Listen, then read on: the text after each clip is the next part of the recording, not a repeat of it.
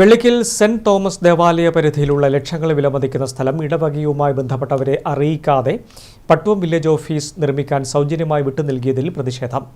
ഭൂമി നൽകിയ വിവരം വാർത്താമാധ്യമങ്ങളിലൂടെ അറിയേണ്ടി വന്നത് അവഗണനയുടെ ഭാഗമാണെന്നും ശക്തമായ പ്രതിഷേധവുമായി മുന്നോട്ടു പോകാനാണ് തീരുമാനമെന്നും ഇടവകയിലെ അംഗങ്ങൾ പറഞ്ഞു.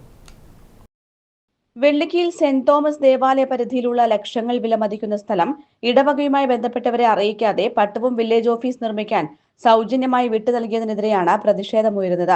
വിട്ടു നൽകിയ സ്ഥലം സ്ഥിതി ചെയ്യുന്നത് വെള്ളിക്കിൽ സെന്റ് തോമസ് ദേവാലയ പരിധിയിലാണ്. പരിമിതമായ സൗകര്യങ്ങളുള്ള ഇടവകയാണിത്.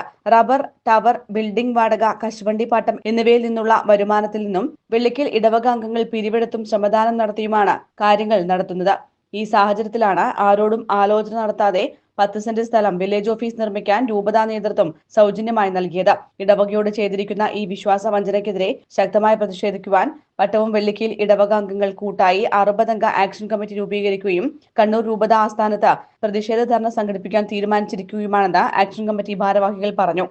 അറിയേണ്ടവരെ അറിയിക്കാതെ ഒരു സുപ്രഭാതത്തിൽ തികച്ചും ദുരൂഹമായ രീതിയിൽ സ്വന്തം ദേവാലയത്തിന്റെ സ്ഥലം, അതും പാവങ്ങളുടെ പിതാവായ ദേവദാസൻ സുക്കോളച്ചൻ അന്യനാടുകളിൽ പോയി പ്രാർത്ഥിച്ചും ആവശ്യം പറഞ്ഞും നിലപാടെടുത്തും നിന്നും സമർപ്പിച്ച നിതാന്ത പരിശ്രമം കൊണ്ടുണ്ടാക്കിയ പണം കൊണ്ട് ഈ നാട്ടിലെ പാവപ്പെട്ടവർക്കായി ഉണ്ടാക്കിയ സ്ഥലം, അതും കണായ ഒരു സ്ഥലമാണ്, ദാനമായി കൊടുത്തു എന്ന വാർത്ത നിങ്ങൾ കേട്ടതാണ്. വികസന സമിതിയെ പിരിച്ചുവിടുന്നു, ബാങ്ക് അക്കൗണ്ട് പാവപ്പെട്ടവരുടെ അന്നന്നുള്ള വരുമാനത്തിൽ നിന്നുള്ള മിച്ചം വെച്ച അക്കൗണ്ടുള്ള ബാങ്ക് അക്കൗണ്ട് മരയിപ്പിക്കുകയും ചെയ്ത നീച മനസ്കരായ കണ്ണൂർ രൂപത നേതൃത്വം ഇപ്പോൾ ചെയ്യുന്ന ഈ ദാനധർമ്മം എന്തിനു വേണ്ടിയാണെന്ന് ഇടവകയോട് വ്യക്തമാക്കേണ്ടതുണ്ട്.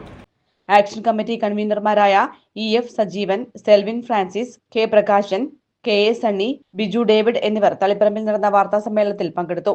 News bureau, Taliparamba.